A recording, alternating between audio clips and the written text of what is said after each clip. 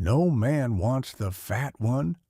16-year-old obese girl traded to mountain man for 20 horses. No man wants the fat one. The woman in the front row whispered loudly, not even bothering to cover her mouth. He'd have to feed her like a whole cow every week. The people around her burst out laughing. It was a hot summer afternoon in 1885, and the little village of Clearwater, Wyoming, had gathered in front of the whitewashed church for their yearly matchmaking ceremony. Banners fluttered in the dusty breeze. Men leaned against fence posts. Women fanned themselves on wooden benches. Parents stood tall and proud as their daughters were chosen one by one. 4 girls had already been claimed. Each of them walked up the church steps in a plain white dress, cheeks blushing, eyes shy and hopeful. Each of them walked back down with a man at her side and a promise behind her name. 5 horses, 7 cows, 10 acres, a small herd. Good, solid offers that made parents smile and neighbors congratulate. Then came the 5th girl. Next, Reverend Johnson announced, voice losing a little of its cheerful shine, we have Clementine Walker, 16 years old, daughter of Edward Walker. Clementine stepped out from behind the church rail.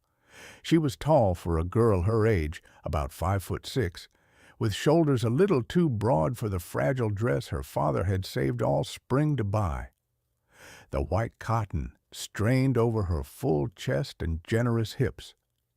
She weighed nearly 300 pounds, every curve of her body on display in a village that worshipped thinness. Her round face was flushed bright red, not from the heat, but from shame. Brown eyes, soft and deep, gleamed with unshed tears. A long, dark braid hung down her back, thick as a rope. Snickers rippled through the crowd. "Lord," someone muttered, "she's as big as 2 girls put together." "I bet the only thing she's good at is eating," another voice said.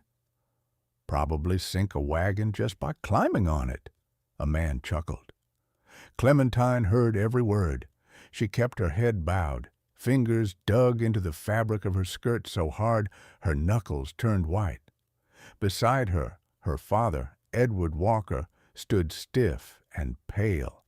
His shirt was patched at the elbows, his boots worn thin, but his hands were steady as he laid them on her shoulders.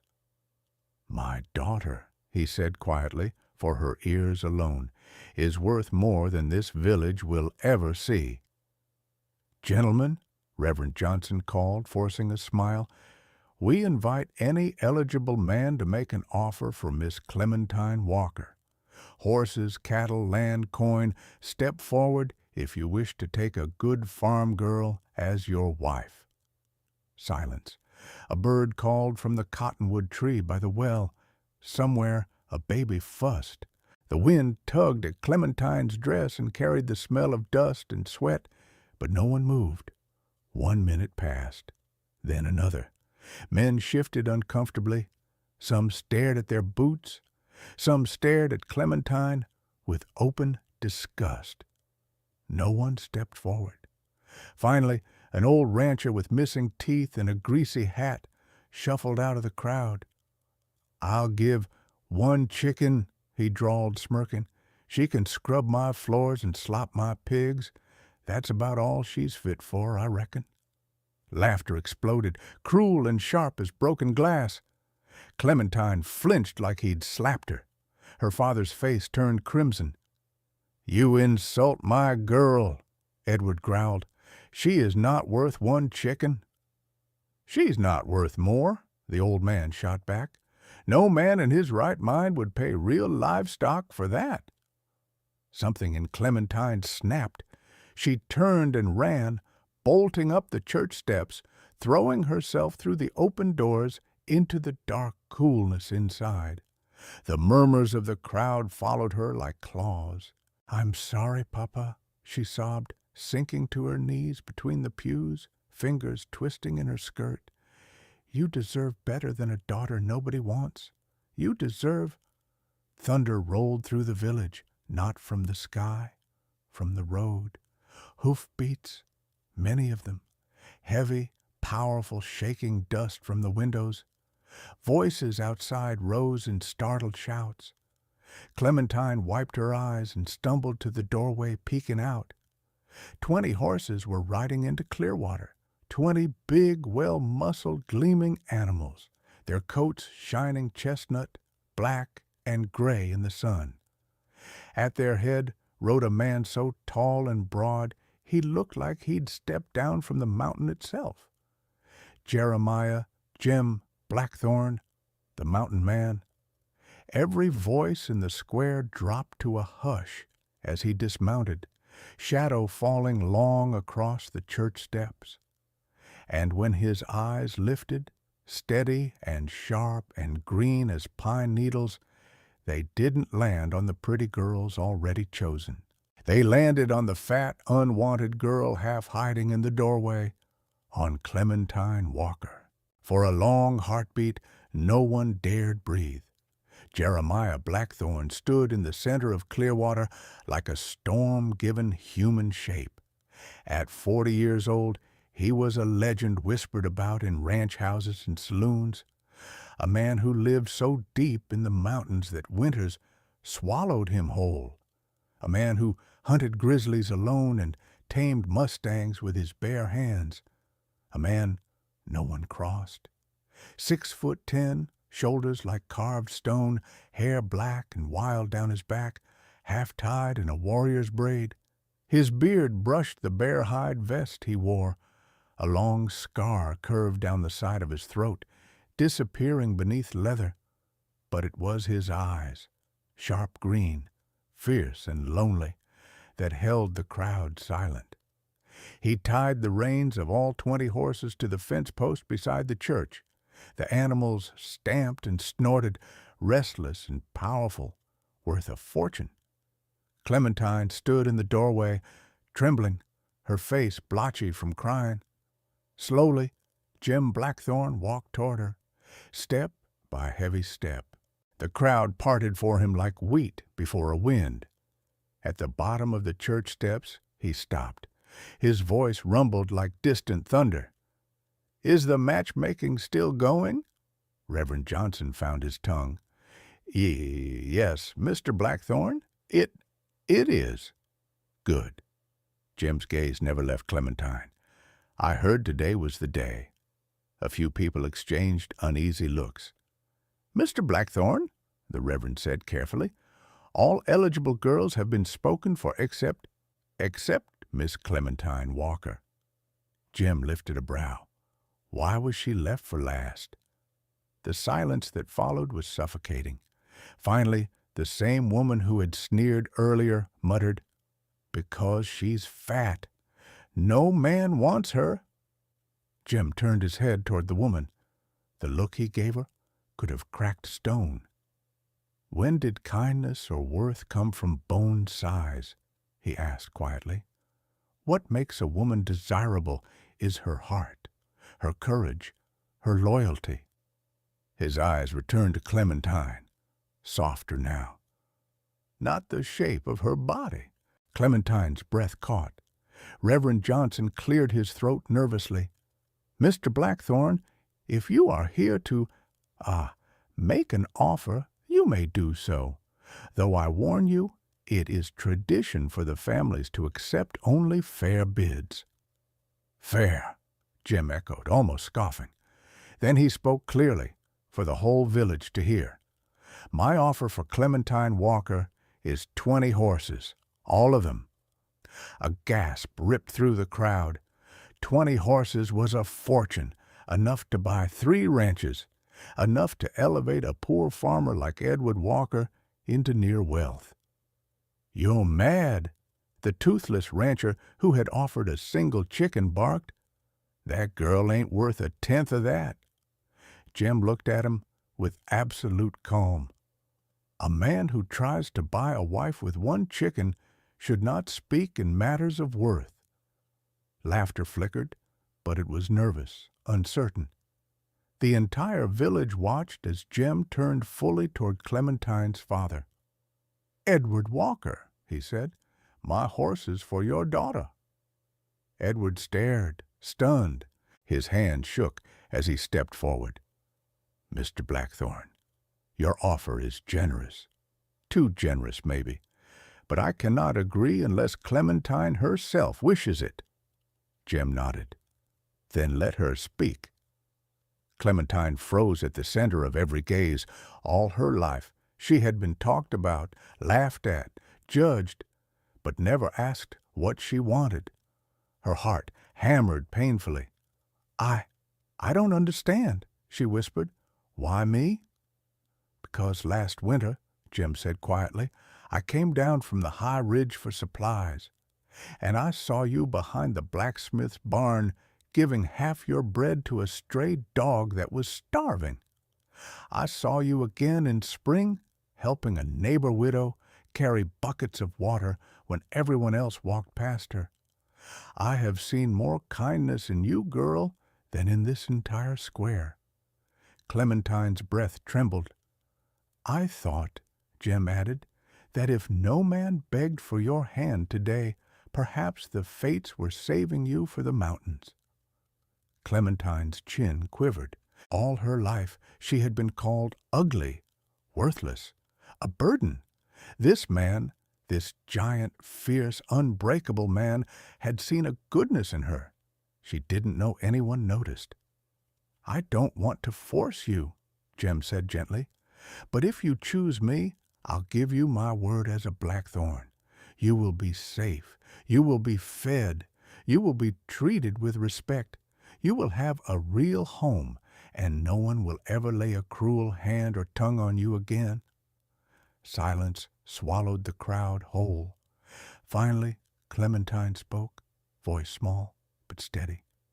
"If I go with you, what kind of life will it be?" "Hard," Jim admitted. "The mountain is no gentle friend, but it is honest, and I will be honest with you. I will not lock you in a house or use you as a servant. I want a partner, a wife, someone to share the winter fires with, someone to laugh with when the storms break." Clementine looked at her father. His eyes were red, but glowing with something she hadn't seen in a long time. Hope. "It's your choice, sweetheart," he whispered. Her eyes drifted back to Jim. Highland wind tugged his hair. His hand rested loosely on the reins of 20 horses he would give away just to marry her. She swallowed hard. "I'll go with you," she whispered. Jim's chest rose with a slow breath, as if something inside him unlocked. "Then you are mine," he said gently, "and I am yours." "Today we marry," Reverend Johnson declared hoarsely, "and tomorrow you leave for the mountain." They left Clearwater at dawn. Fog still clung to the wheat fields when Jim lifted Clementine onto the back of his black stallion. The horse was enormous, its back nearly level with her shoulders. Clementine had never ridden anything this big before, and she wavered unsteadily until Jim's hands came to her waist. "Easy," he murmured. "Lean into me if you need to." Her cheeks burned, but she nodded. Jim swung up behind her with effortless power, settling close enough that she could feel the heat of his chest against her back. His arm reached around her to take the reins. The smell of leather and pine clung to him, grounding and strangely comforting. "Hold on," he said. She wrapped her fingers timidly around the saddle horn. "No," Jim corrected, voice steady. "Hold on to me." Slowly, hesitantly, she touched his forearm, thick as carved wood, warm as a hearth that had never gone cold. When she didn't pull away, he nudged the stallion forward. The road wound upward, leaving the flat farmland behind. As the sun rose, the mountains emerged, blue silhouettes sharpened into towering cliffs, forests of dark pines, rivers flashing like silver threads. Clementine had lived her whole life in a village where all horizons were man-made. Now the world opened wider with every mile. After an hour, Jem spoke. "Is the horse's gait too rough for you?" "No," she said quickly. I've never been this far from home." "Are you frightened?" She hesitated. "A little, but not of you." Jem's breath warmed her ear. "Good. You don't ever need to fear me." They rode in silence for a while, except for the creak of leather, the grind of hoof on stone, and the occasional call of hawks overhead. The forest deepened. Shafts of sunlight broke through pine boughs like falling gold. Clementine breathed in the cold, clean air and felt something inside her unclench. Hours later, they reached a clearing by a river. Jem dismounted and helped her down, lifting her with a gentleness that didn't match his brutal size. "We rest here," he said. He tied the horse to a birch tree and knelt by the river, cupping water in his hands. "Drink. It's fresh from the snowmelt." Clementine knelt awkwardly beside him. She'd never knelt beside a man like this, alone, no family, no crowd, no shame hovering over her head. The water was so cold it stung her teeth, but sweet as anything she'd ever tasted. Jem watched her with an unreadable expression. What is it?" she asked, wiping her mouth. "You're afraid of taking too much," he said quietly. Her heart stuttered. "What do you mean?" "You sip like someone who has been scolded for eating, for drinking, for existing." Heat rushed to her face. People have always told me I don't deserve much." Jem looked at her for a long moment, then dipped his hand into the water again and held it out toward her. "Drink," he said softly, "and take as much as you want. You don't need permission." Her breath caught. She bent forward and drank from his hand. Cold water trickled down her chin, and before she could wipe it away, Jem did, his thumb sweeping gently along her jaw. Clementine froze. Jem realized what he'd done and pulled back slightly, clearing his throat. "We should keep moving. The trail gets steeper." She stood too fast, dizzy from more than just the ride. The journey into the mountain grew harsher. The path narrowed, rocks jutted like broken teeth. The wind grew colder as they climbed. At times, the horse had to slow to a walk. Clementine clutched Jem's arm, her fingers sinking into the rough buckskin of his sleeve. Once she lost balance when the horse slipped on a patch of shale. "I've got you," Jem said, steadying her, his arm firm around her waist. "Sorry," she whispered. "Don't apologize for being human," he replied. By late afternoon, clouds gathered thick and heavy. Jem checked the sky. "A storm's coming. We won't reach the cabin before nightfall." Clementine swallowed hard. "What do? "We make camp." He coaxed the horse off the trail into a sheltered hollow between two ridges. There, beneath towering pines, he worked with swift, confident hands, building a lean-to of branches, stacking stones around a fire pit, striking flint until sparks flared into flame. Clementine watched him with awe. He moved like a man born to wilderness, every motion efficient, every gesture sure, yet whenever he handed her something, an extra blanket, a warm piece of cornbread from his saddlebag, his touch was careful, deliberate, almost tender. As dusk settled, Jem wrapped a wool cloak around her shoulders. "Sit by the fire. Stay warm." "Aren't you cold?" she asked. He shook his head. "I've weathered worse." She doubted that was entirely true, but she didn't argue. When he finally sat beside her, the firelight danced across his scarred hands, his sharp jaw, his dark eyes softened by the glow. "Tomorrow," he said, "you'll see the cabin." "Is it far?" "Not too far. A few miles up the ridge. We'll reach it by noon." She nodded, fighting sleep. Jim watched her for a moment. "You can rest. I'll keep the fire going." "Are you sure?" "I don't sleep on nights like this." "Why?" He looked into the flames. "Because you are under my care now, and I take that seriously." Her chest tightened at his words. Care, protection, safety. Things she'd never had before. Wrapped in the cloak, hearing the crackle of fire and the steady breathing of the giant beside her, Clementine drifted into sleep, for the first time without fear of tomorrow. The storm broke just before dawn. Rain hammered the mountainside, wind howled through the pines, and thunder rolled like a beast prowling the ridges. But inside the lean-to, Clementine slept wrapped in Jem's heavy cloak, undisturbed, because he had rebuilt the fire 3 times, tended it through the long dark, and sat guard through every crash of lightning. When she finally stirred, Jem was crouched near the fire pit, coaxing new flames out of damp wood. His hair was soaked, his shoulders dripping, but his expression eased when he heard her shift.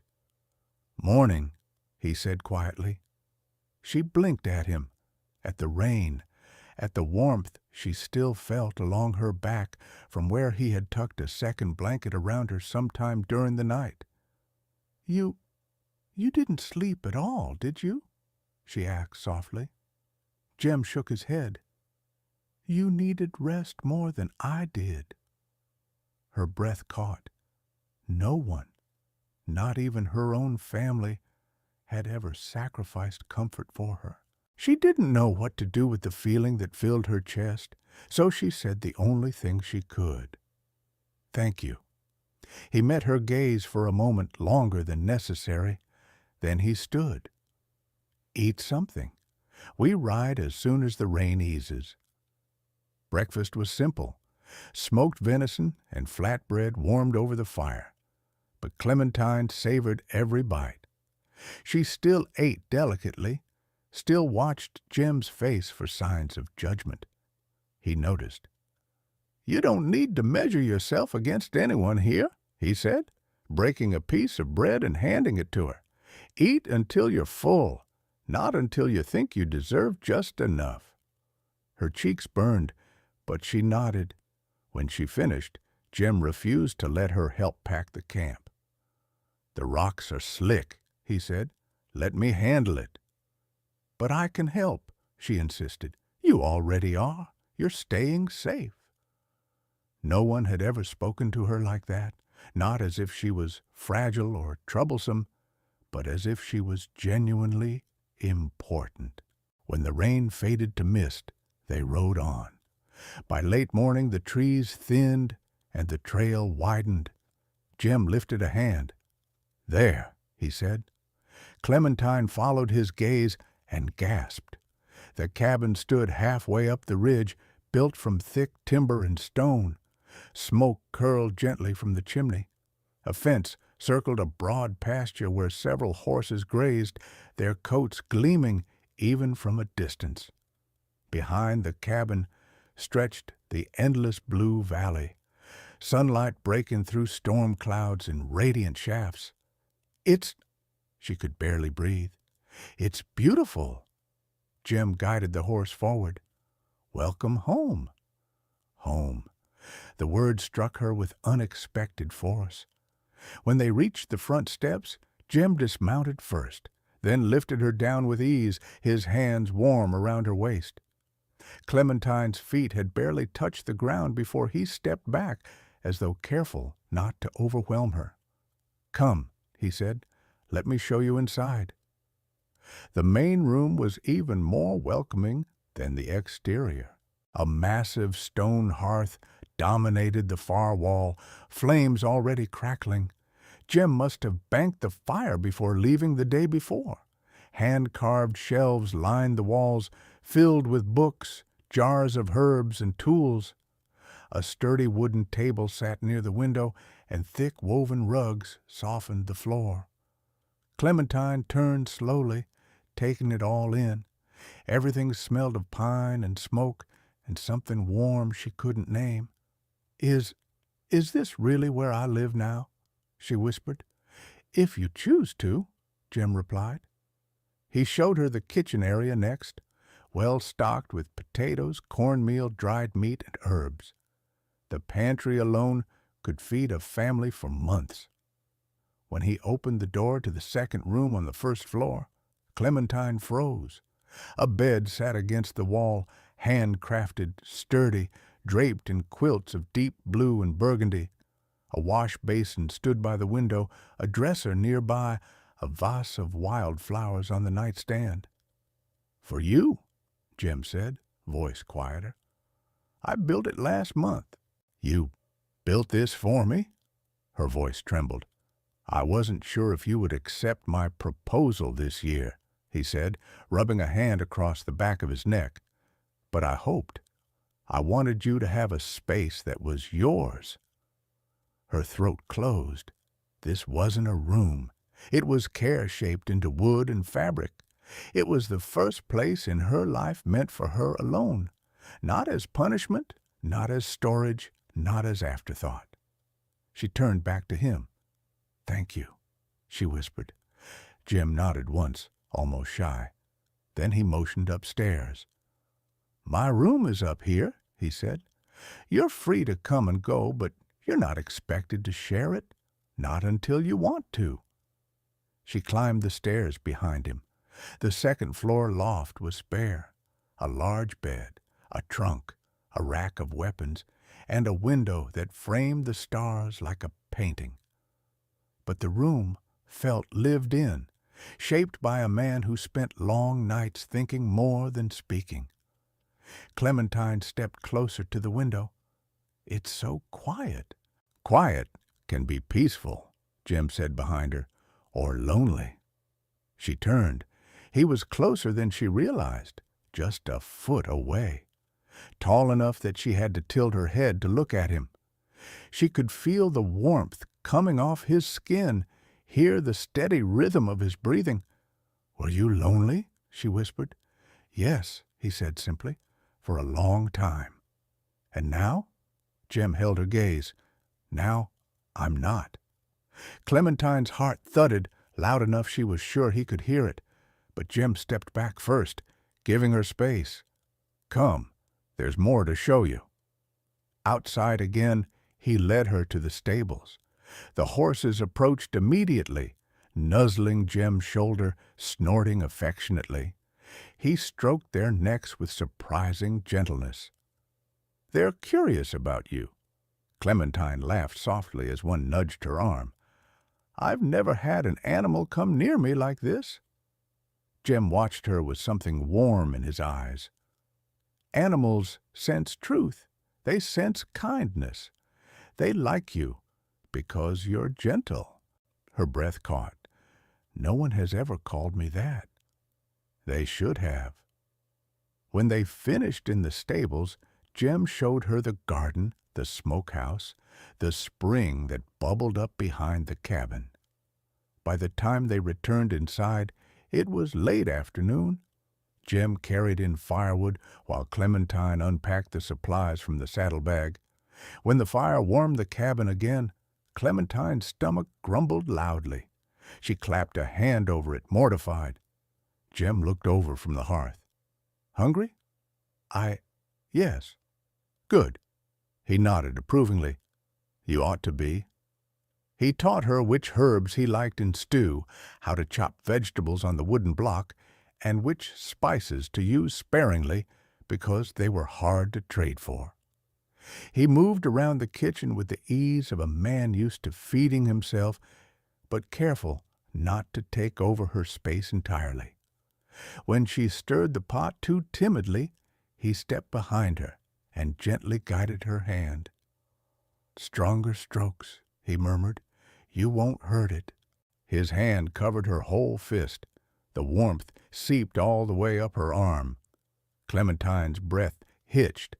Jim must have sensed it because he stepped away again, always watchful, always respectful of her boundaries. Dinner was simple, rabbit stew and fresh bread, but to Clementine it tasted like belonging. When they'd eaten, Jim carried the dishes to the basin. "You cooked," he said. "I'll clean." "No," she protested. "Let me help." "You already help," he said gently. "Sit by the fire, warm your hands." And though she wanted to insist, she obeyed, because no one had ever offered her comfort as if she deserved it. When Jim finished, he joined her near the fire. For a time, they said nothing. The storm clouds drifted apart outside, revealing a sky full of stars. The flames crackled softly. Clementine sighed, leaning back against the rug. "This feels safe?" she whispered. Jim turned his head slightly. "Good. You're meant to feel safe." He didn't touch her. He didn't need to. His presence alone was an anchor, and for the first time in Clem's life, she believed, truly believed, that she might finally be home. The first snow came early that year. For 3 weeks, Clementine had settled into the rhythm of mountain life, cooking hearty meals, tending Jim's garden, learning the names of all 14 horses, stitching new reins from leather scraps, and sitting by the fire at night while Jim read aloud in his deep, steady voice. She had never known peace like this, or laughter, or the feeling of waking each morning with something to look forward to instead of dread. But peace rarely stays in a world that has never been kind. It began quietly, Jim returning one evening with a cut on his arm, not deep, but fresh, the skin split just enough to show red beneath. Clementine's breath caught. "What happened? Are you hurt?" Jim dismissed it with a shrug. "Brush tore me when I was tracking a fox. Nothing to worry about." But there was something in his voice, an edge too controlled, too practiced. Later, while sewing his sleeve, Clementine noticed something strange. The cut was straight, clean, not jagged like a branch, more like a blade. She said nothing, not then, but the questions began to gnaw at her. 2 days later, she found Jim standing outside near the stables at dawn, staring toward the valley. The horses were restless, pacing, snorting. Clementine wrapped her shawl tighter and stepped onto the porch. "Something wrong?" Jim didn't turn right away. When he finally did, his face was unreadable. "Tracks," he said. "Fresh ones." She blinked. "Animal?" "Men." His jaw tightened.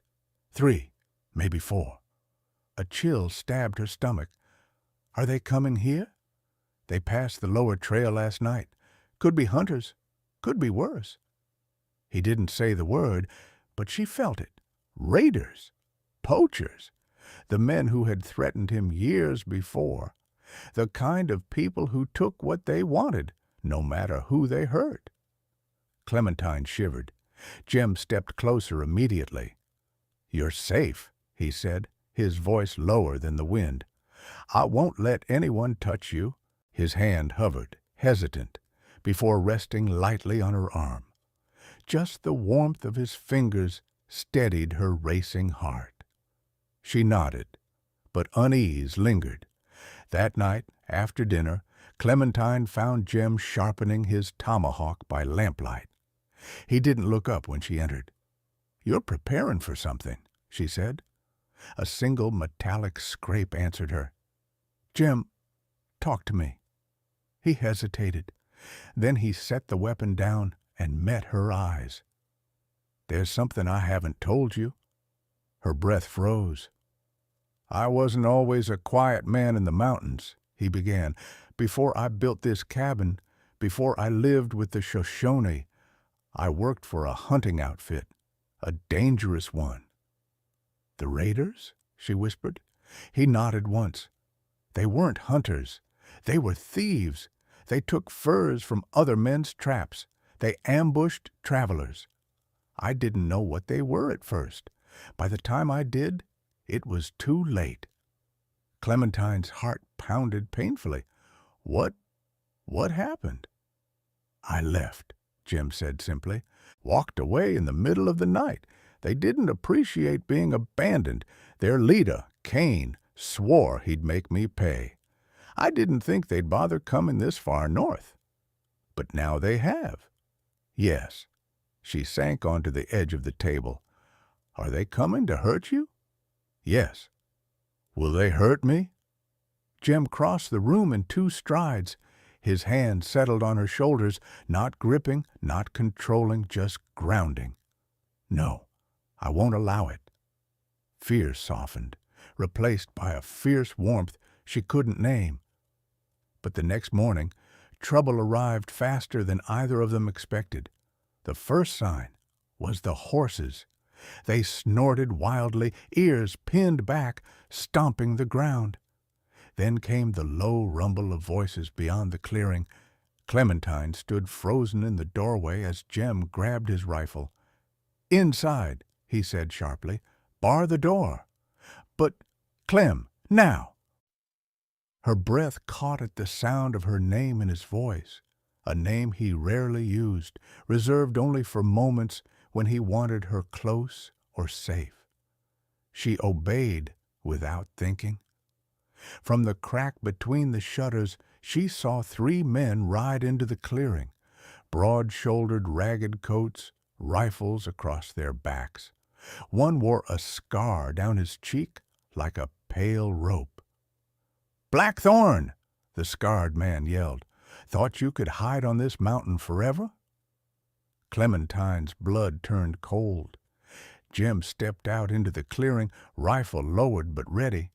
He looked enormous in the morning light, tall, immovable, like a wall built of flesh and will. "You need to leave," Jim said calmly. "Not without what's owed," the man replied. "I don't owe you anything." The man's grin widened. "Then maybe your new little wife does." Clementine's heart lurched.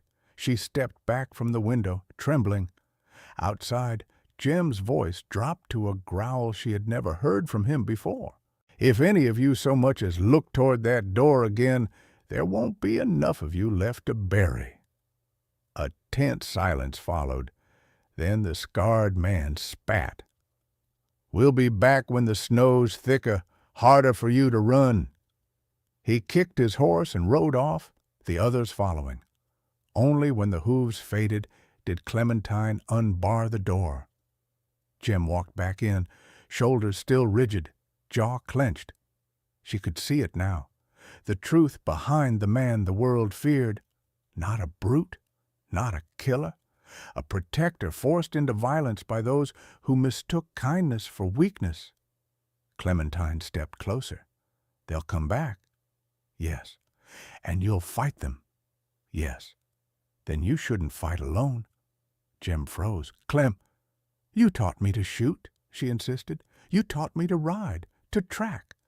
I'm not the helpless girl they mocked in the village. I want to stand with you." His eyes softened, just for a moment. Then he reached out, cupped her cheek in his calloused palm. "You are the bravest person I've ever known," he whispered, "but I won't risk you, not for anything." "You risk yourself for me." "That's different." "It isn't," she whispered. Jim looked at her a long time, long enough for the fire to shift and for snowflakes to begin whispering against the window. Finally he said, "We'll prepare. Together." Clementine exhaled shakily, and for the first time since the threat arrived, hope stirred beside the fear. Because she wasn't a burden. She wasn't a joke. She wasn't unwanted. She was Jim Blackthorn's wife, and she would defend their home just as fiercely as he would.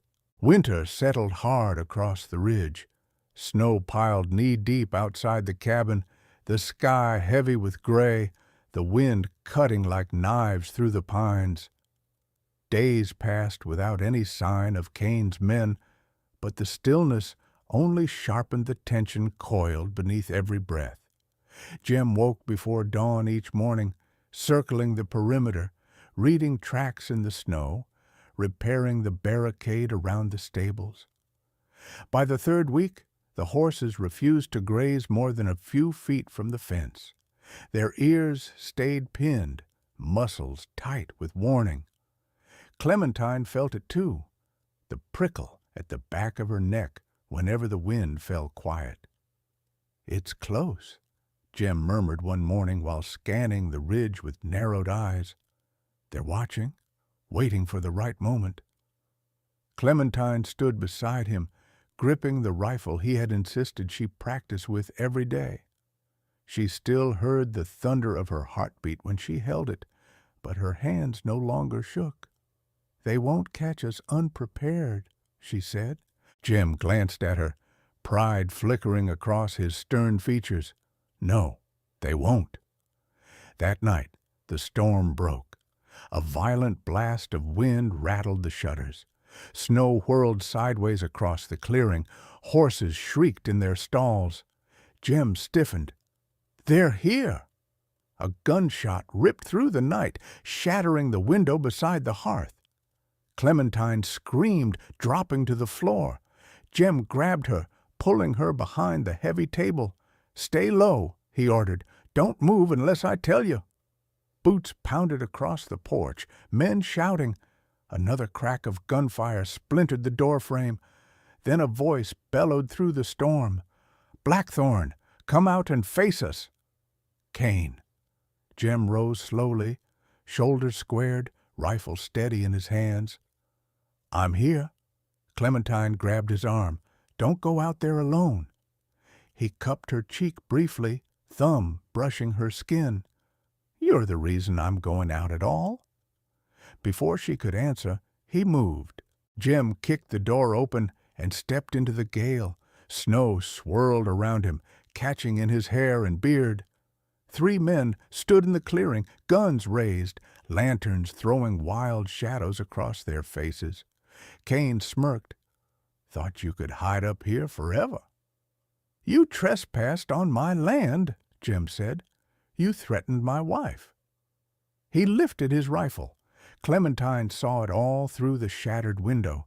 Jim framed by firelight and storm, a giant carved against the mountainside. The men fired first, bullets slicing through the air. Jim dove behind the chopping block, returned 2 clean shots. One man fell instantly, another staggered back screaming. Cain cursed and charged toward the cabin. "No!" Clementine gasped. She scrambled to her feet, heart slamming against her ribs.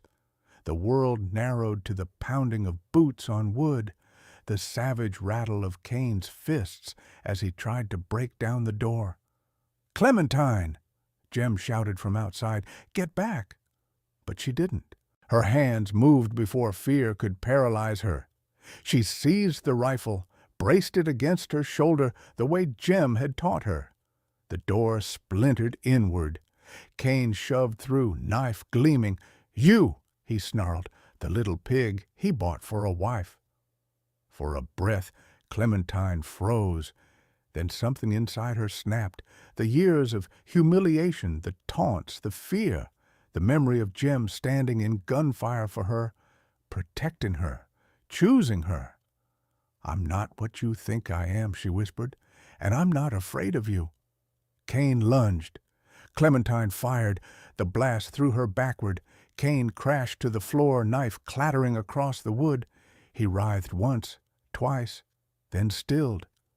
The cabin fell silent except for the storm. Jim burst through the doorway, eyes wild, rifle raised. When he saw Cain's body, he turned to Clementine, hands shaking, breath ragged. "Clem," he whispered, crossing the room in 3 long strides. She looked up at him, tears spilling hot and fast. I didn't want to, but he was going to kill you." Jim pulled her into his arms so fast she lost her breath. He buried his face in her hair, voice breaking against her ear. "You saved my life. You saved us both."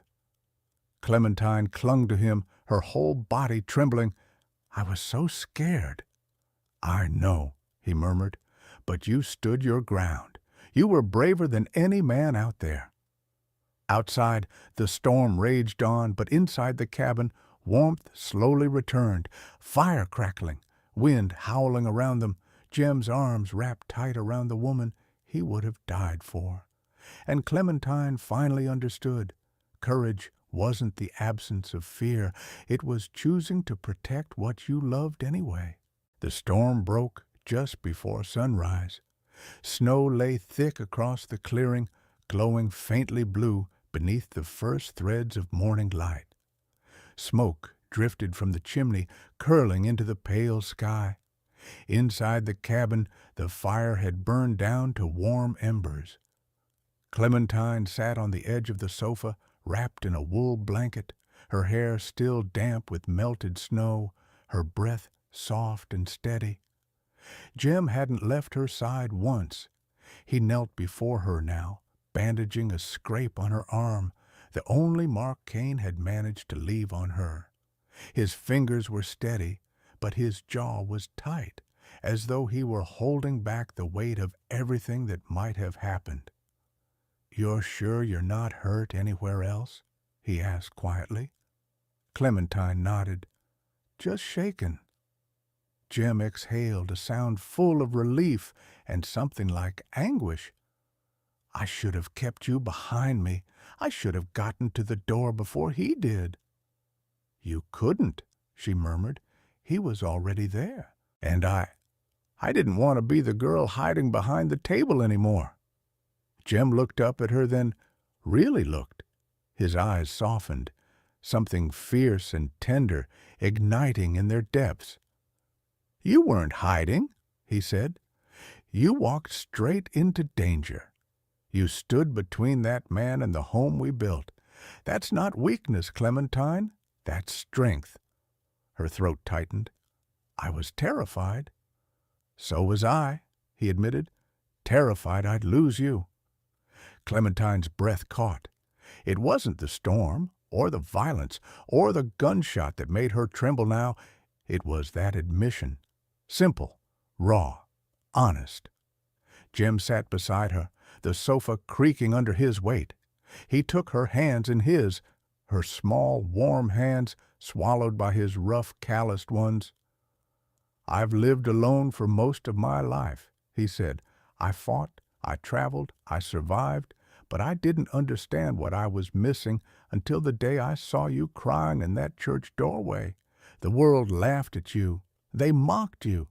And you still carried kindness. That's rarer than gold up here in the mountains." Clementine lowered her gaze, tears gathering. "No one ever looked at me the way you do." "That's because no one ever deserved the right," Jem said, tipping her chin gently so she met his eyes again. "But I do, and I won't waste it." Outside, the sky warmed into soft pink. Light spilled over the ridge like a promise. Jem squeezed her hands once more and then nodded toward the window. "Look," he said, "the world is still here, and so are we." Clementine followed his gaze. The snow glowed like a blanket of untouched satin. Smoke from the stables rose peacefully. The mountains stretched endlessly, ancient and steady, unshaken by storms or gunfire or shadows. "It's beautiful," she whispered. Jem turned back to her. "It's home, if you still want it." Her heart swelled, full, bright, fragile and strong all at once. "I want it," she said. "I want you. I want this life." Jem's expression softened into something rare, something almost shy. He leaned down and pressed his forehead to hers. "Then stay," he whispered. "Stay with me, through whatever comes." Clementine closed her eyes, letting the warmth of him, the steady beat of his breath, the truth of his presence melt into her bones. "I'm not going anywhere," she answered. The fire crackled softly. Morning broke, and for the first time the future didn't frighten her. As the morning sun rose over Eagle's Nest, casting gold across the snow and the cabin roof, Jim and Clementine stood side by side, two souls once pushed to the edges of the world, now building something stronger than anything that tried to break them. Stories like theirs remind us that love doesn't always arrive pretty or perfect. Sometimes it comes bruised, breathless, and unexpected. But when it stays, it changes everything.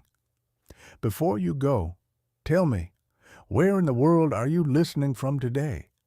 And if you still believe love can take root in the unlikeliest places, stay close.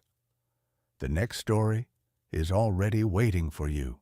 Virgin Mountain Man ordered a bride, but they sent him an obese 18-year-old he never wanted. Spring 1889. Noon sun poured over the little depot of Redemption, Colorado, warming the warped planks of the station platform. Dust hung in the air, stirred by wagon wheels and boots and the restless shuffle of people waiting for the eastbound train. Tobias Toby Flint stood alone at the far end of the platform, one huge hand wrapped tightly around a creased letter, the other clutching a bouquet of wildflowers he'd picked at dawn. He had read the words so many times he could see them even with his eyes closed. "Dear Mr. Tobias Flint, my name is Miss Rose Adelaide. I am 22, 5'4", 120 pounds, with blonde hair and blue eyes. I long for a quiet life in the West, far from the noise of the city." Toby looked exactly nothing like a man who belonged in a city. 6'10", shoulders like hewn stone, hard muscle beneath a new black vest that still felt strange against his skin. Today he'd shaved his usually rough jaw clean, tamed his sand-colored hair as best he could, and buttoned the stiff shirt he'd bought just for this day. For 17 years he had lived alone on Cathedral Rock, 40 miles from town, building his own cabin, running his own cattle, speaking more to the wind than to any human being. He had never held a woman's hand, never kissed anyone, never even tried. But he was 32 now, and he was tired of eating alone. The whistle shrieked. The train roared into the station in a storm of steam and noise. Toby's heart hammered so loudly he could barely hear the conductor shout. Passengers spilled out, merchants and miners, a family with 3 noisy children, 2 painted saloon girls giggling at nothing. Toby scanned every face, searching for golden hair, blue eyes, a small, dainty woman who matched the picture the matrimonial agency had sent. Then he saw her. She stepped carefully down from the last car, gripping the rail with both hands. She was shorter than he expected, 5'2" at most, and at least 60 pounds heavier than the description. Her dress, a cheap blue calico, strained at the seams over a soft, heavy body. Her face was round and flushed, framed by limp, mouse-brown hair. Her eyes were not blue at all, but dark and wide, already glassy with tears. The crowd noticed her before he did. Lord above, they sent him a calf instead of a bride. A ranch hand snickered. "Poor devil," another man laughed. "Paid good money for a wife and got a fat little girl instead." Snorts and giggles spread along the platform like spilled oil. The girl turned in a slow, frightened circle, clinging to a battered valise. Her gaze landed on Toby, on the only man in a suit holding flowers. She swallowed hard and walked toward him. Are you Mr. Tobias Flint?" she asked, voice trembling. Toby's mouth went dry. This was not Rose Adelaide from the agency's photograph. This was not the neat list of measurements and pretty promises from the letters. This was a scared, overweight 18-year-old who looked like the world had been kicking her for a very long time. "Yes," he managed. She gripped the handle of her valise tighter. I'm Rose Adelaide. I'm so sorry. I know I don't look like the picture. The agency, they changed it. They said no man wants to marry a fat girl. They told me to lie about my weight, about my age. I'm only 18.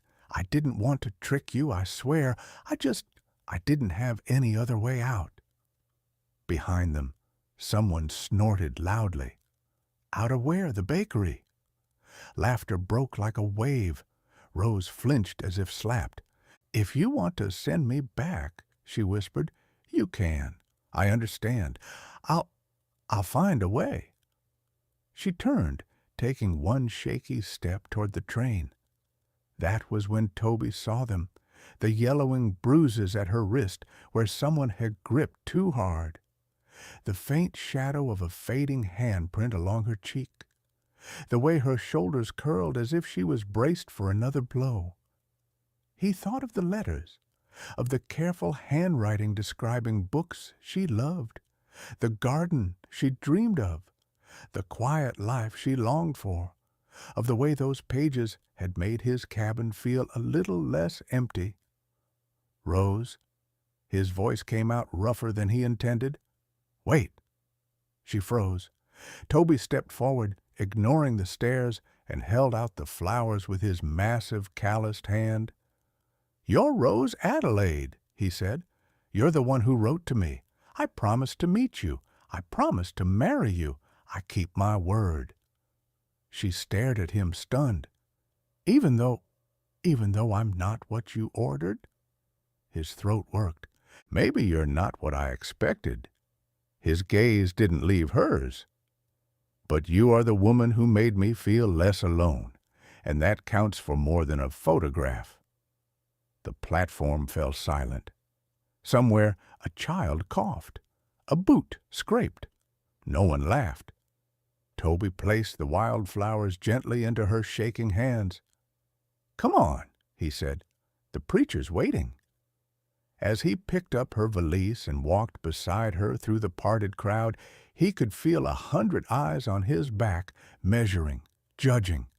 He didn't care, because for the first time in years, he wasn't walking away from the world. He was walking toward something. The church in Redemption stood at the edge of town, a small white building with peeling paint and a crooked steeple. The walk from the station to the chapel felt endless for Rose, who kept her eyes on the dusty ground, praying not to trip. Beside her, Toby walked stiffly, gripping her valise in one hand and keeping the other locked at his side. Inside, the air smelled of old hymnals and pine oil. Reverend Mathis, short, balding, and half-blind, squinted when Toby and Rose entered. "You must be Mr. Flint." He wiped his spectacles uselessly. "And this is the young lady?" Rose curtsied awkwardly, cheeks burning. "Yes, sir." The Reverend hesitated just a moment too long. "Well, very good. Let's proceed."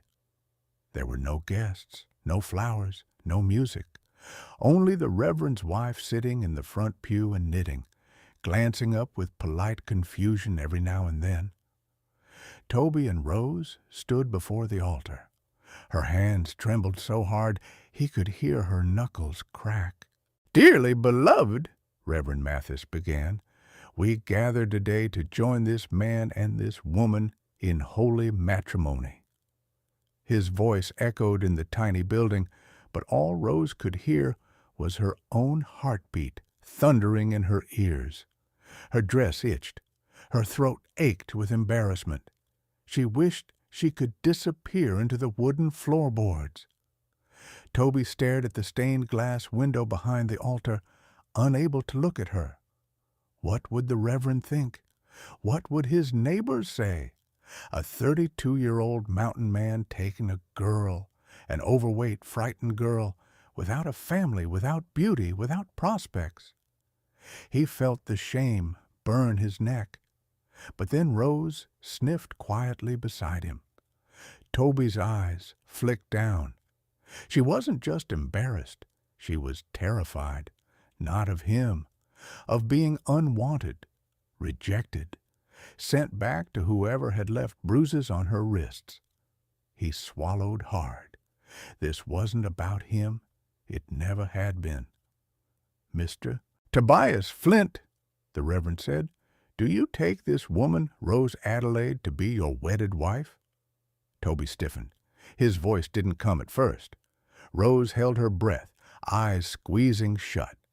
"Yes," he said finally, "I take her." Her knees nearly buckled from relief. "And you, Rose Adelaide," the Reverend continued gently, "do you take this man, Tobias Flint, to be your wedded husband?" Rose's answer came out in a trembling whisper. "I do." "Then by the power vested in me, I now pronounce you husband and wife. You may—" Toby panicked. He leaned forward and kissed her, not on the lips, but on the very top of her forehead, like he was blessing her instead of marrying her. Rose flushed from a collarbone to hairline. The Reverend cleared his throat politely. The Reverend's wife smiled behind her knitting, though Rose wasn't sure if it was approval or pity. Outside, the sun had shifted westward. Toby helped Rose into the wagon, carefully, awkwardly, as though she were made of glass, and placed her valise behind her seat. The wagon lurched forward. Redemption faded behind them, swallowed by dust and distance. Hours passed in silence. The mountains rose ahead, Cathedral Rock thrusting jagged and enormous against the sky. Rose shivered under her thin shawl, both from the cold wind and from fear of what awaited her at the end of the road. Toby cleared his throat softly. "You hungry?" "No," Rose murmured, hugging herself. "I shouldn't. I tend to eat too much." He frowned. "You need food to keep warm." She didn't respond. After a long pause, he reached into the leather bag behind the driver's seat and pulled out a loaf of bread and a strip of dried venison. "Here," he said simply. She hesitated, staring at the food like it might bite her. "Please," he added, voice gentler than he intended. "You've had a long day." Her fingers brushed his as she took the bread. The contact sent a shock up Toby's arm, like touching a stove by accident. He snatched his hand back, startled by the unfamiliar jolt of warmth. Rose tore off the tiniest piece of bread and ate it slowly, as though rationing every crumb. Where is home?" she asked softly. 40 miles north, on Cathedral Rock." She blinked. 40? 40. "Oh." She looked down. "I've never lived outside a city. Is it dangerous?" He shrugged. "Safer than redemption." "Is it lonely?" Another shrug. "Sometimes." She twisted the fabric of her skirt nervously. Do you want me there?" It was the first real question she'd asked him. Toby considered a long moment. The mountains, the letters, the bruises, the way she had cried but still stood bravely on that platform. "You're my wife," he said quietly. "I'll do right by you." Not exactly the answer she'd hoped for, but not rejection either. As the last light of day bled across the sky, they reached the foothills. Cathedral Rock towered above them, wild, rugged, untamed. Somewhere up that mountain was a cabin she had never seen, a bed she had never slept in, a life she could not yet imagine. And beside her was a husband she barely knew, a man who didn't know how to love, but had not turned his back on her. It wasn't much, but it was more than Rose Adelaide had ever been given before. The wagon creaked as it climbed higher into the foothills, each turn revealing more of the wild, unforgiving country Toby called home. The air grew colder, thinner, carrying the scent of pine and distant snowmelt. Shadows stretched long across the dirt trail, cast by towering spruce trees that rose like dark guardians on either side. Rose wrapped her shawl tighter around her shoulders, though it did little to stop the chill. She wasn't used to cold mountain air. She wasn't used to silence either, this kind of silence that wasn't empty, but watchful, alive, humming with unseen creatures. Toby glanced at her every so often, noticing how she shivered even when the wind died down. "You cold?" Rose startled at the sound of his voice. "A little." He reached behind the seat and retrieved a thick wool blanket. It was old, but warm, smelling faintly of cedar and smoke. Without looking at her, he held it out. "Take it." She hesitated. "But isn't this yours?" "I've got another." Rose accepted the blanket cautiously, as though unsure she had the right.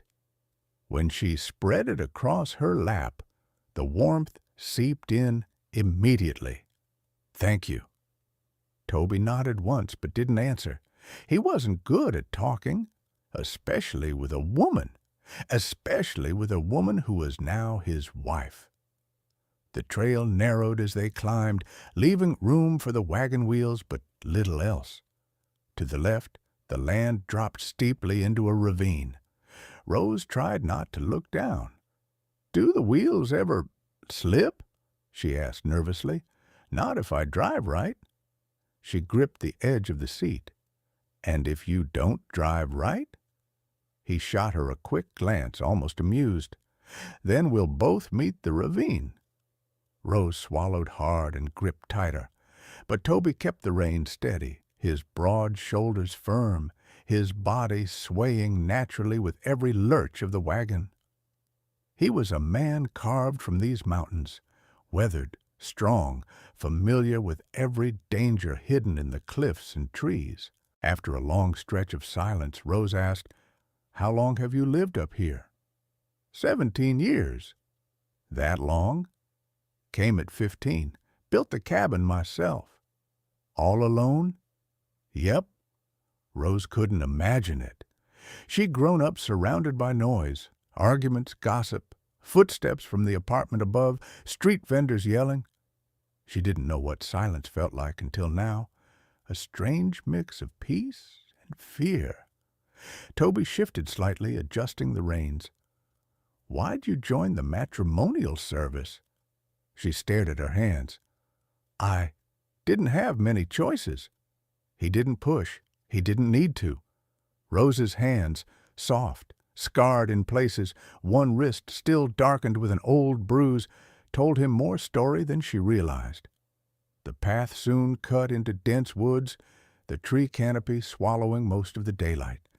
It felt colder, darker, the air so still it pressed on the lungs. A woodpecker tapped somewhere far off. The wagon bumped hard over a root. "Sorry," Toby muttered. "It's all right."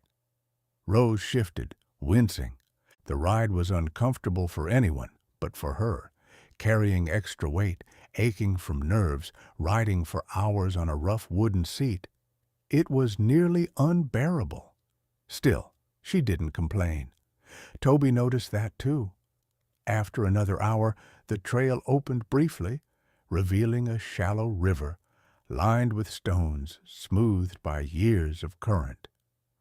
"We'll stop and water the horses," Toby said, pulling the wagon beside the bank. Rose tried to climb down on her own, but her foot slipped on the step.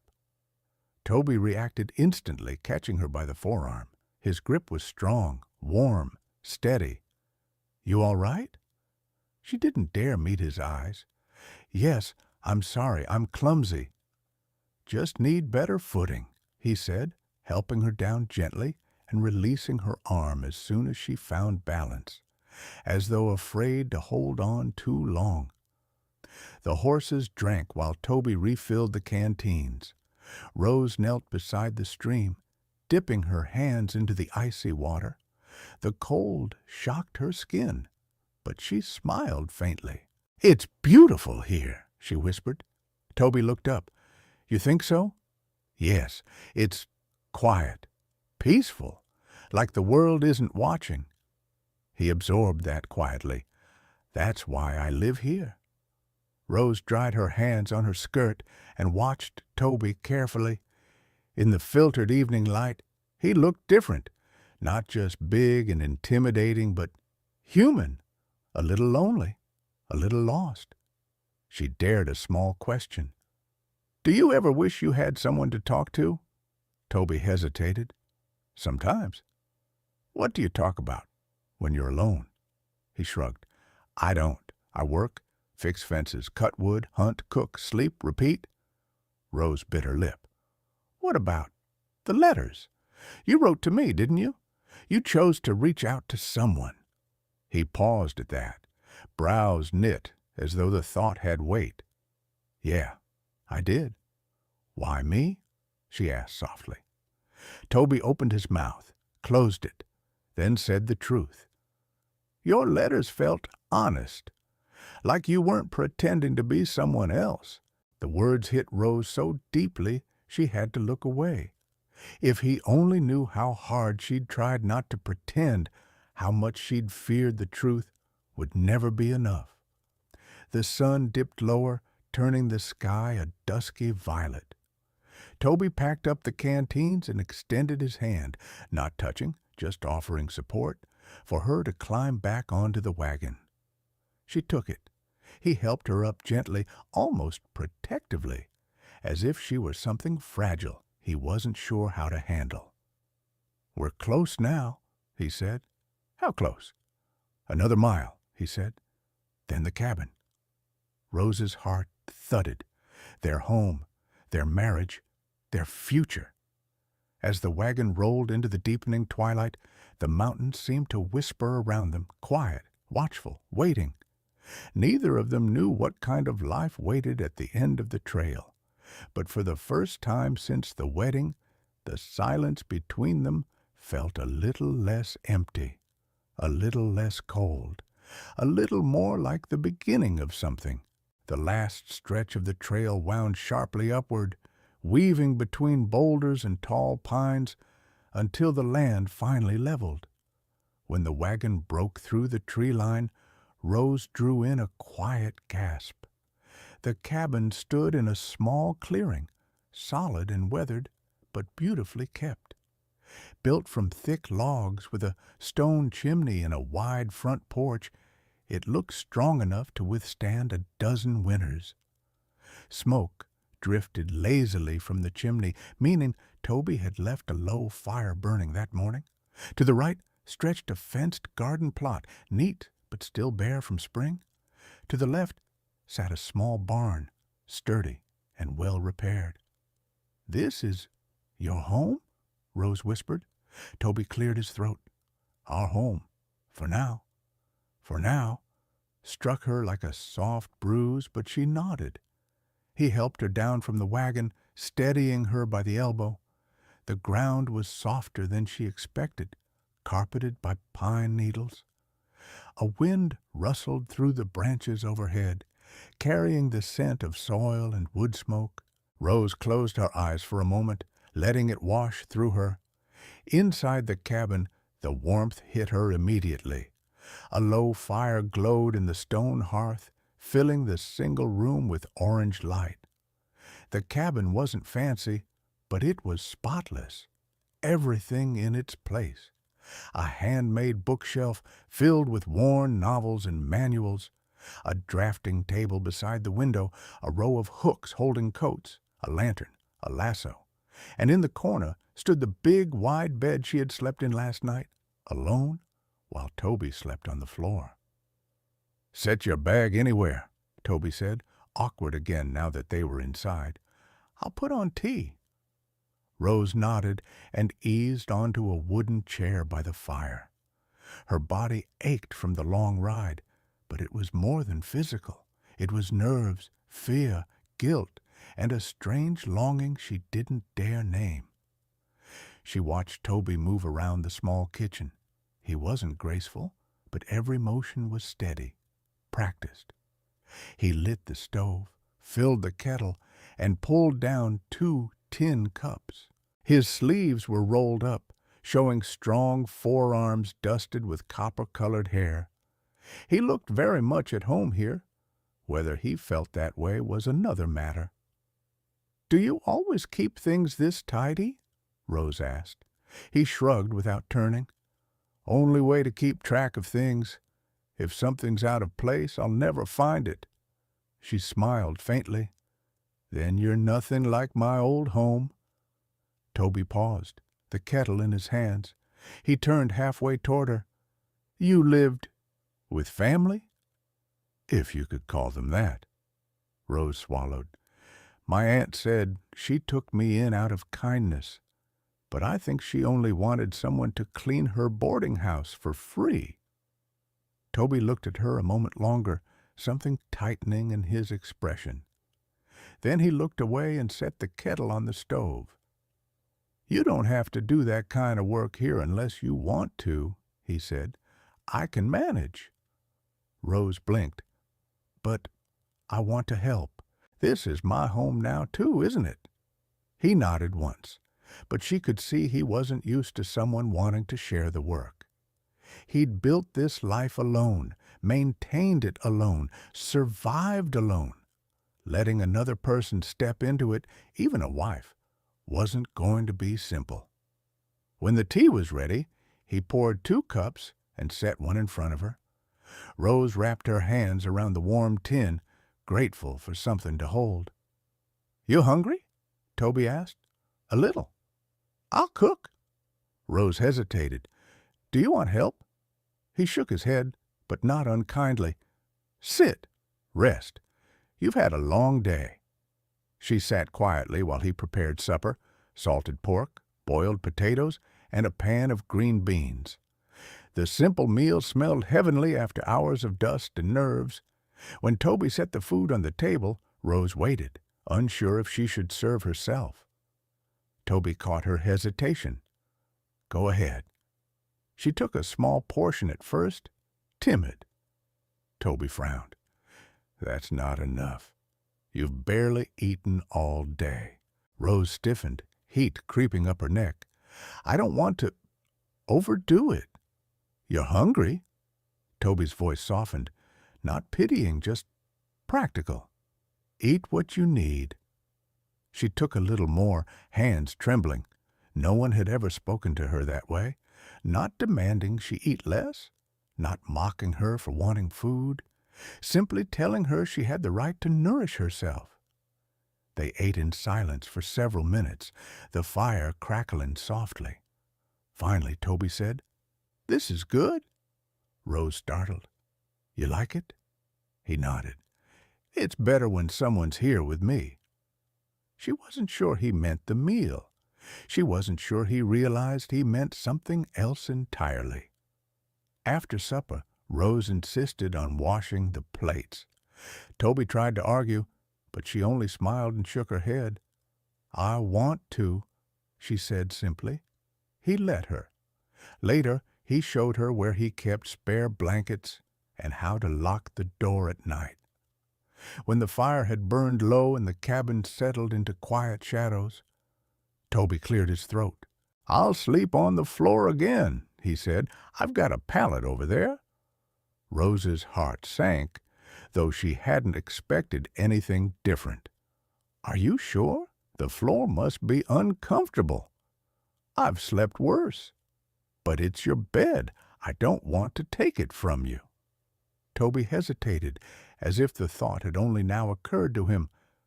"I'm used to sleeping alone, sharing a bed. I don't know how to do that yet." She nodded slowly. "I understand." "You can have all the blankets you need," he added, embarrassed by how awkward he sounded. "If you get cold, the stove stays warm all night." She managed a soft smile. "Thank you. You've been very kind." "Kind?" Toby repeated, almost confused. "I haven't done anything." "You brought me here," she said gently. "You didn't send me back. You didn't shout at me or call me names. That is more kindness than I've been shown in years." Toby's throat moved as he swallowed. He didn't answer. Rose climbed into the bed, the mattress soft but unfamiliar. Toby rolled out a blanket on the floor beside the hearth and lay on his back, staring at the ceiling beams. The fire cast faint, shifting light across the cabin, brushing Rose's face with warmth. She closed her eyes, listening to the mountain wind outside, the rustle of pines, the distant howl of some night creature. Then, unexpectedly comforting, Toby's slow, steady breathing. Before sleep claimed her, she whispered, "Good night, Tobias." For a moment, she thought he hadn't heard. Then, very quietly, he replied, "Good night, Rose." It was the first time he said her name without hesitation, and though they slept far apart, the cabin felt just a little less lonely. Spring deepened in the mountains, coaxing green shoots from the soil and filling the streams with meltwater. Days stretched longer, the air grew warmer, and in that slow change of season, something in the cabin changed too. Toby no longer slipped outside before Rose woke. Instead, he waited until she stirred, offering a soft morning while pretending to busy himself at the stove. Rose, emboldened by these small kindnesses, began to hum while she cooked, her voice warm and clear. The cabin, once silent as a tomb, felt alive now, threaded with new breath. Yet beneath this budding warmth, trouble lurked, gathering like a storm cloud waiting for its moment to break. One quiet afternoon, Rose knelt in the garden bed, gently loosening soil with her gloved hands. She had planted peas, carrots, and a row of herbs she remembered from childhood. When she worked, she forgot the heaviness she carried. She forgot the faces that had mocked her, the voices that had told her she was worthless. Here, surrounded by pine trees and open sky, she felt safe. "Rose," Toby called from the porch. She looked up, brushing dirt from her skirt. "Yes?" "I'm heading down to the creek to check the traps. You'll be all right here?" "Of course." She smiled, and Toby looked away quickly, as though the sight struck him deeper than he expected. "I won't be long," he said, grabbing his rifle. Rose watched him go, his tall frame disappearing between the trees. A faint warmth fluttered in her chest. Toby had grown gentler these past weeks. He didn't say much, but his actions spoke for him. Fixing the loose windowsill, chopping extra wood for her, showing her how to tend the mule. Each small gesture told Rose something she was almost afraid to believe. He was trying. She returned to her planting, humming a hymn under her breath. She didn't notice the figure approaching through the trees until a branch snapped behind her. She gasped and whirled around. A man stood at the edge of the clearing, thin, sharp-faced, with a crooked grin that didn't reach his eyes. His clothes were city-worn, not built for the mountains. Dust covered his boots. A pistol hung at his hip. "Well, well," the man said, sweeping his eyes over her. "So the rumors were true. He really did bring a wife up here." Rose stumbled back, heart pounding. "What? Who are you?" He tilted his head mockingly. "Name's Clarence Boyd. I work for the Heart and Home Matrimonial Service, the same folks who arranged your little union." Her blood ran cold. I don't understand. Why are you here?" "Funny thing," Clarence said, stepping closer. "When a client pays $200 and then writes complaining that the bride wasn't as advertised, the agency gets concerned." Rose's breath hitched. "Toby wrote them?" "Not yet, but they assume he will." Clarence's grin widened. So they sent me to collect what belongs to the agency, meaning you. No, Rose whispered, backing away. I belong to no one. Wrong.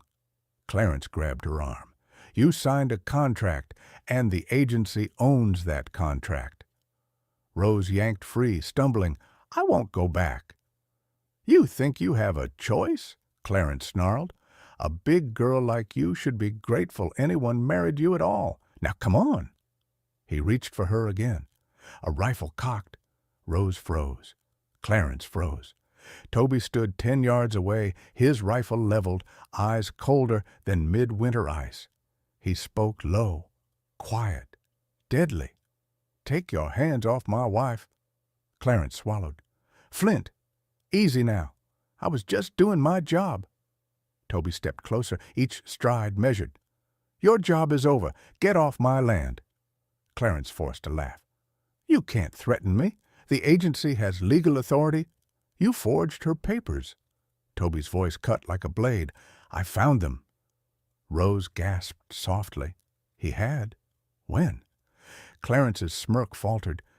You sold her with a false name, false age, false measurements.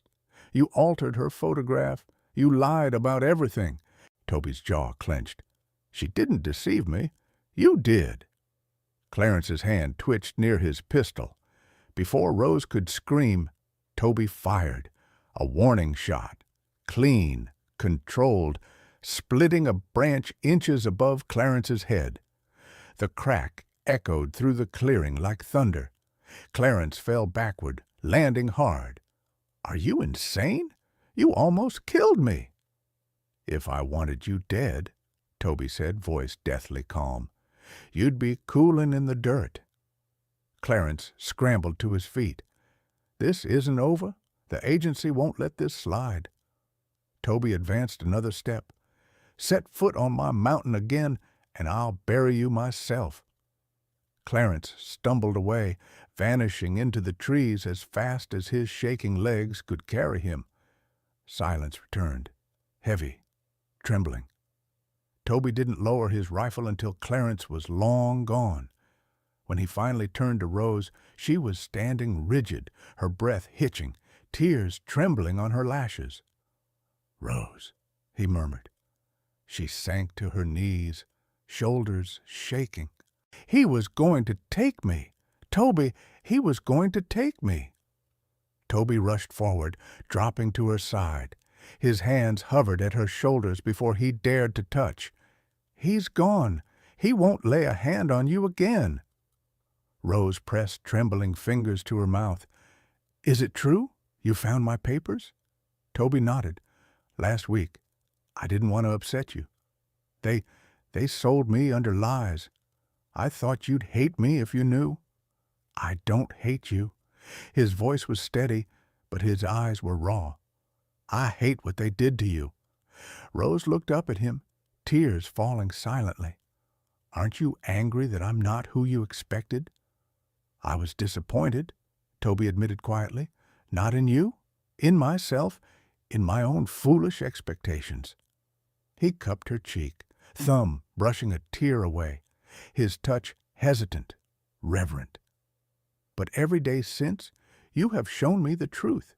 You're gentle, honest, stronger than anyone I've met, and you try harder than anyone I've ever known. Her breath trembled. You really think that? Yes, Toby said simply. I think you are a better woman than I had any right to hope for. Rose covered her face, sobbing into her hands, not from fear, but from relief so powerful it stole her breath. Toby leaned closer, unsure at first, then pulling her into his arms with a tenderness that surprised them both. Rose, he whispered against her hair, no one is taking you away from me. Not now, not ever. She clung to him, her fingers twisting into his shirt. I don't want to leave. I want to stay, if you want me. He tightened his embrace. I want you here with me. The sun dipped low, turning the clearing gold. The wind rustled the pines, carrying away the last echoes of Clarence Boyd's threats. In their place grew something fragile but fierce, a promise, a beginning. Clarence Boyd did not disappear quietly. For 2 days the mountain stayed calm, too calm. Birds flitted through the pines, the creek ran clear, and Toby went about his chores with a watchful silence that did not fool Rose for a moment. He was waiting, listening, measuring the subtle wrongness in the air the way only a man who'd lived half his life alone in the wilderness could. On the third afternoon, the trouble arrived. Rose was inside washing dishes when Toby stiffened on the porch, his eyes narrowing toward the trees. A faint rumble echoed in the distance. Hoofbeats. Not one horse. Several. "Toby!" Rose stepped into the doorway. He turned sharply. "Inside! Lock the door!" Her breath caught. "Is it him?" "Go!" Rose obeyed, her heart hammering as she shot the heavy iron bolt into place. Through the slit of the front window, she saw Toby stride into the clearing, rifle slung over his shoulder, posture taut and ready. 4 riders emerged from the trees, Clarence leading them, flanked by 3 broad-shouldered men wearing city coats and polished boots. Hired muscle, expensive, dangerous, and out of place on a mountain trail. Clarence grinned triumphantly. "Told you it wasn't over, Flint." Toby didn't flinch. "You're trespassing." "We're here on legal business," Clarence said, waving a document. "Rose Adelaide's contract is property of Heart and Home Matrimonial Service. Your marriage was founded on fraudulent information. We're here to take her back." Toby's voice dropped to a deadly calm. "There's nothing legal about kidnapping." One of the hired men snorted. "Doesn't matter what you think, mountain man. Step aside." "No." The clearing tensed. 4 armed men on horseback, 1 man on foot. Rose pressed a hand to the window, trembling so hard she barely breathed. Clarence swung down from his horse. "You can't win, Flint. You shoot one of us, the sheriff will hang you. You let us take her, and you get to keep your precious cabin. Easy choice." "No," Toby repeated. "You leave the same way you came, without her." Clarence's smile twisted. "Last chance." Toby didn't blink. Then everything happened in a single violent instant. One of Clarence's men raised his pistol. Rose screamed. Toby moved first. He dove sideways, hitting the ground as the pistol fired. The shot exploded through the quiet clearing, splintering bark off a nearby pine. Before the gunman could fire again, Toby rolled behind a stump and swung his rifle forward. His shot was precise, shattering the gunman's pistol clean out of his hand. Chaos erupted. Horses reared. Men cursed. Clarence stumbled backward, shouting incoherently. Another hired man dismounted, pulling a knife as he rushed Toby's position. Toby rose from cover and charged. The 2 collided hard, the hired man swinging wildly. Toby ducked the blade, grabbed the man's wrist, twisted, and slammed him to the ground. The knife clattered away. Toby pinned him with a knee to the spine, but before he could finish the fight, the 3rd man rushed in from behind, club raised. "Toby!" Rose screamed through the window. He turned in time to catch the blow on his forearm. Pain flashed across his face, but he held firm. His fist drove into the man's ribs once, twice, enough to stagger him. Toby snatched the fallen club, swung, and knocked the attacker to his knees. Clarence watched, horrified. "You idiots, get up!" But Toby was already advancing on him. Wait." Clarence backpedaled, falling onto the dirt. We can talk." "No," Toby said, towering over him. "You don't talk, you lie, you threaten, and you hurt people who can't defend themselves." Clarence crawled backward until his spine hit a boulder. Please, don't. You came to take my wife." Toby's voice was low and terrifying in its certainty. "You came into my home. You pointed guns at me." Clarence shook violently. I was just following orders." "No, you were following greed." Toby reached down, grabbed the front of Clarence's coat, and hauled him upright with one hand. Clarence dangled helplessly, kicking at the air. "You're going to ride down this mountain," Toby said, "and you're going to tell your agency if they ever send another man here, I'll consider it an act of war." Clarence nodded frantically. Yes, of course. Just let me go." Toby dropped him like a rag doll. Clarence scrambled to his horse, nearly falling off twice. The remaining hired men staggered after him, one clutching his hand, one limping, one gasping for air. Within seconds, the four of them galloped back down the trail, their panic echoing through the trees. Silence settled again, but it was different now, trembling, exhausted, charged with aftershock. Rose burst out of the cabin. "Toby!" He turned toward her just in time for her to collide against him, arms flung around his chest. He let out a soft, surprised breath, then wrapped his arms around her just as tightly. "I thought they were going to kill you," she cried into his shirt. "I told you I'd protect you," he murmured, resting his chin briefly in her hair. "I meant it." She pulled back just enough to look at him, really look at him. His forearm was bruised, his lip split, his shirt torn from the struggle, but his eyes were steady, warm, breathtaking in their gentleness. "You could have died," she whispered. "I'd die before I let them take you," he said simply. Rose's breath hitched. "Toby," he brushed a strand of hair from her cheek. "Come on, let's go inside." But she didn't move. Instead, she cupped his face with trembling hands and kissed him, with all the fear, relief, gratitude, and growing love she couldn't hold in any more. Toby froze for half a heartbeat. Then he kissed her back, slow, firm, certain, a promise sealed in the quiet mountain air. Evening settled gently over Cathedral Rock, laying soft lavender shadows across the clearing. Smoke curled from the cabin's chimney, carrying the scent of pine resin and the last embers of supper. Inside, the world felt impossibly still, warm, safe, fragile in its newfound peace. Rose sat near the fireplace, hands wrapped around a mug of warm chamomile. Her heartbeat had finally slowed, but every so often her fingers trembled as memories of the confrontation flickered through her mind. She glanced toward the doorway where Toby stood, finishing the last check of the bolts he had reinforced after the attack.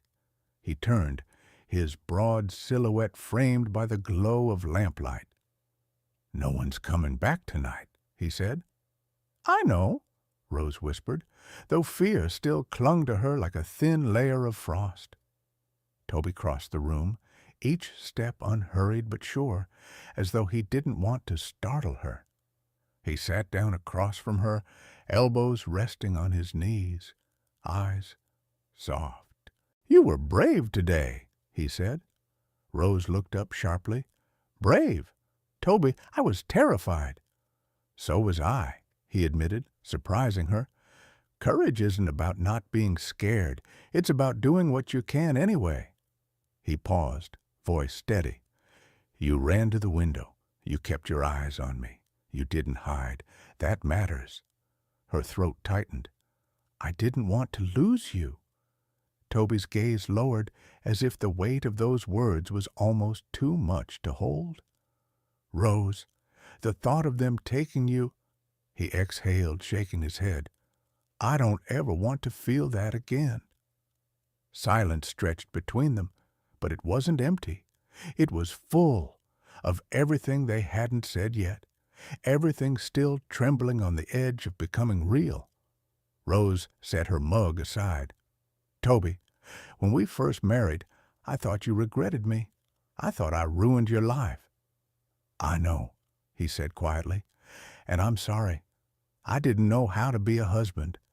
I'd lived alone for 17 years. I didn't know how to let someone in." His eyes lifted to hers. "But you're here now, and I don't want to go back to being alone." She swallowed hard. "What? What do we do now?" Toby looked toward the window. Outside, the mountains rose dark and magnificent, eternal and unmoving. Yet everything in his life had shifted. "We live," he said finally, "one day at a time. We plant that rose garden you wrote about. We fix the fence before winter. We learn each other." He hesitated, then added more softly than she'd ever heard him speak, "If you'll stay." "Stay?" Rose breathed. "This is my home. You are my home." Toby's features softened in a way she hadn't seen before, not shy, not uncertain, just quietly, undeniably full. He reached across the small table slowly enough that she could pull away if she wished. She didn't. Their hands met, fingers intertwining naturally, as though they had been meant to fit all along. The fire crackled. The wind outside softened to a whisper. Toby squeezed her hand once. "You're safe here," he said, "as long as you want to be." Rose blinked back tears. "I want to be." They sat like that, hand in hand, watching the fire glow brighter as the night deepened, their shadows cast side by side on the cabin wall. No promises were spoken, none were needed. Beyond the trees, the world still held danger. Clarence might return with new threats. Neighbors might bring hurtful whispers. The agency might not give up easily, but for this moment, in this warm cabin on a lonely Colorado mountain, they had something stronger than fear. They had each other. And the question that lingered in the quiet, unanswered yet full of hope, was this: could a love born from deception and loneliness grow strong enough to stand against everything that waited beyond the mountain?